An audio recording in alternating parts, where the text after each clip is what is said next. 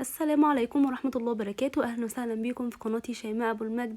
وحشتوني جدا جدا. عايزة أقول لكم في البداية تدعوا لإخواتنا في فلسطين إن ربنا يا رب يثبت أقدامهم وينصرهم ويحفظهم.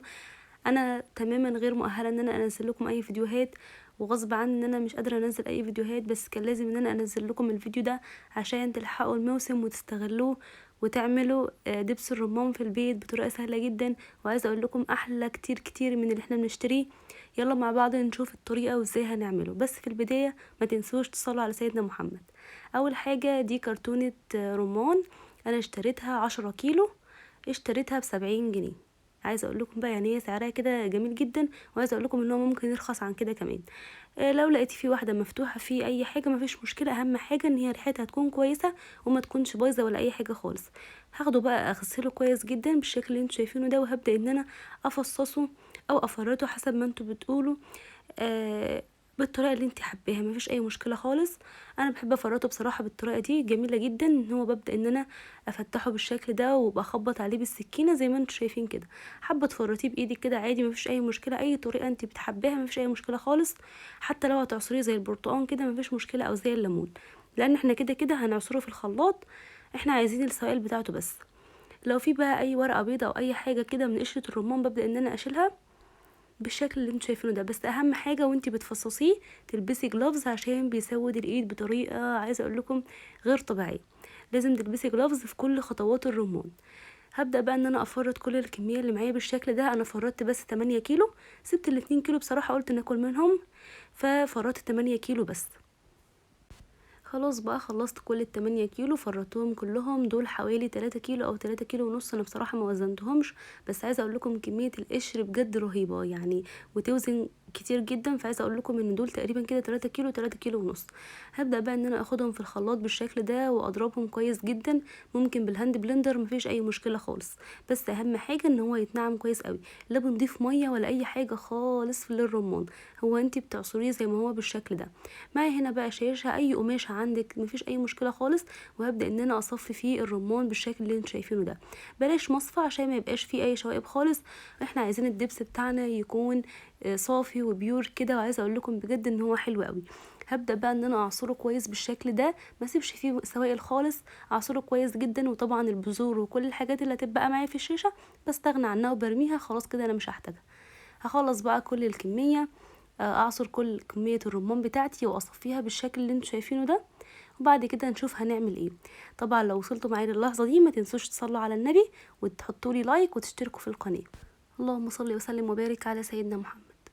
خلاص بقى هنا عصرت كل الكميه وحطيتهم في الحله زي ما انتم شايفين كده. شايفين الكميه معانا قد ايه؟ عايزه اقول لكم ان انتوا هتتصدموا في الاخر.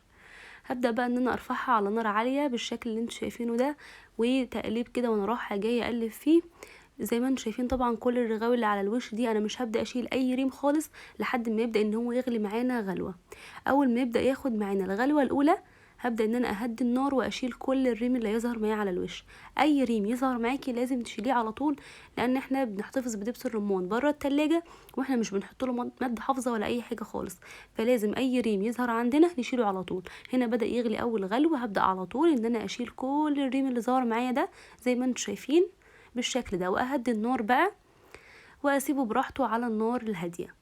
من وقت للتاني اقلب فيه واعلي النار، اعلي النار الريم يتجمع اشيله واهدي النار تاني زي ما انتم شايفين كده. يعني هنا عليت النار، شلت الريم بالشكل ده واهدي النار تاني، راحه جايه كده اديه تقليبه واعلي النار اشيل الريم واهدي النار بالشكل اللي انتم شايفينه ده. اول ما الكميه تبدا ان هي تقل معانا هعلي النار او اسيبها مثلا على نار متوسطه لو انتي مش مستعجله، لحد ما الكميه معانا تقل زي ما انتم شايفين كده.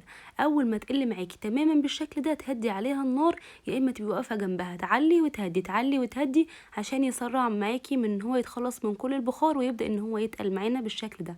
انا هنا كنت بعلي وقبل ما يفور اهدي تاني عشان بس ايه ان انا انجز في الوقت مش اكتر من كده. شايفين اللون وشايفين الكميه، الحله كانت مليانه. عايزه اقول لكم ان الحله حاليا اقل من ربعها، بس عايزه اقول لكم بجد النتيجه تحفه.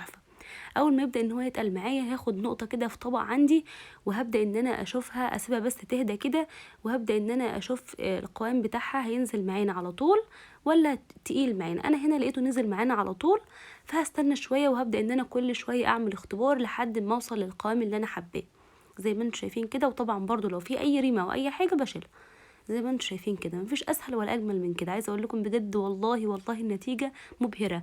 حتى لو هو مثلا متعب شويه في ان انت تقفي جنبه وتقلبيه وكده ونار وكده، بس عايزه اقول لكم ان هو حلو قوي. هنا بقى خلاص ده كان اخر اختبار عندي، سبتها هديت بس حاجه بسيطه، النقطه اللي انا حطيتها في الطبق، وهبدا ان انا اختبرها. تمام. انا هنا برضه عماله اقلب فيه، مستمره في التقليب لحد ما اشوف القوام هل وصلت للنتيجه اللي انا عايزاها ولا لا. شايفين بقى بينزل معاني هنا ببطء ازاي؟ انا هنا ده التصوير العادي، لا مسرعه ولا مبطئه ولا اي حاجه خالص. خلاص كده ده القوام اللي انا حباه. ههدي بقى النار خالص، وبعد كده هنشوف هنضيف ايه. مش هنضيف غير مكون واحد بس، وهو هنضيف نص معلقه صغيره من الملح. يعني ال8 كيلو انا حطيت لهم نص معلقه بس من الملح، نص معلقه صغيره. هديهم تقليبه وبعد كده هطفي النار واسيبه لحد ما يبرد معانا تماما. انا بقى كنت عايزه اوزن الكميه فحطيته في طبق كده، بس للاسف الكاميرا ما كانتش بتصور. طلع معايا زي ما انتم شايفين كده 542 جرام. عايزه اقول لكم ان دي الكميه صافي يعني من غير الطبق. انا كنت مصفره الطبق تمام، يعني حتى لو شلنا الطبق كده هنلاقي ان وزن الطبق موجود تمام، لان ده طبق بورسلين اصلا وزنه لوحده نص كيلو. هسيبه بقى ان هو يبرد تماما او يهدى. ومعايا هنا البرطمانات دي انا غسلتها كويس جدا بميه سخنه وخل، وصفيتها وسبتها لحد ما نشفت معانا تمام، ما فيهاش ولا نقطه ميه. معايا هنا بقى دبس الرمان، المفروض ان احنا نسيبه يبرد تماما قبل ما نعبيه، بس انا هنا خليته دافي بس وعبيته على طول، لاني ببقى عايز اخلص في الوقت، لان الوقت كان متاخر وكنت عايز انجز حالي يعني. هبدا بقى ان انا اعبيه بالشكل ده. انا بصراحه كنت متوقعه ان هو يجي برطمانين او حاجه، بس هو اخد معايا البرطمان ده نص كيلو واتبقى كمان منه شويه. تمام. هبدا بقى ان انا اعبيه بالشكل اللي انتوا شايفينه ده، بالراحه كده بكل هدوء، مفيش مشكله. شايفين هو دافي وتقيل ازاي، والقوام جميل جدا، وهوريكم برضو القوام في الاخر الفيديو. بجد والله رهيب. عايزه اقول لكم ان هو التكلفه مقابل الكميه حلوه جدا. انا شايفه ان هو موفر، لان اللي احنا بنشتريه من بره خفيف وبنشتريه غالي. ولو انت مثلا هتستخدمي معلقه من اللي احنا عاملينه في البيت، انت ممكن لا تشتريه من بره تستخدمي 3 4 معالق في الوصفه. تمام. يعني معلقه من البيت 3 4 معالق من بره، فعايزه اقول لكم ان هو موفر جدا. شويه اللي اتبقوا معايا بقى هحطهم في طبق صغنن كده، واجيب بقى من اللي احنا شاريينه جاهز ده. انا شارياه جاهز. عايزه اقول لكم ان هو خفيف جدا ازاي. عايزه اقول لكم يعني انا لو هعمل تتبيله، فالجاهز ده هحط منه مثلا لو نص كيلو فراخ هحط 4 معالق، ولو من البيت هحط معلقه واحده. فشايفين القوام وشايفين الجمال اللي هو على ايد الشمال ده اللي انا شاريه جاهز، وعلى ايد اليمين ده اللي انا عاملاه في البيت. شايفين بقى اللي في البيت لونه احمر وجميل، مش غامق واسود، وبجد في منتهى الجمال. جربوه بالطريقه دي هيعجبكم جدا. لو الفيديو ده عجبكم ما تنسوش بقى اللايك والاشتراك في القناه وتفعلوا زر الجرس عشان يوصل لكم كل الفيديوهات الجديده. ما تنسوش تدعوا لاخواتنا في فلسطين وفي غزه ان ربنا ينصرهم ان شاء الله ويحفظهم جميعا يا رب. اشوفكم على خير، والسلام عليكم ورحمه الله وبركاته.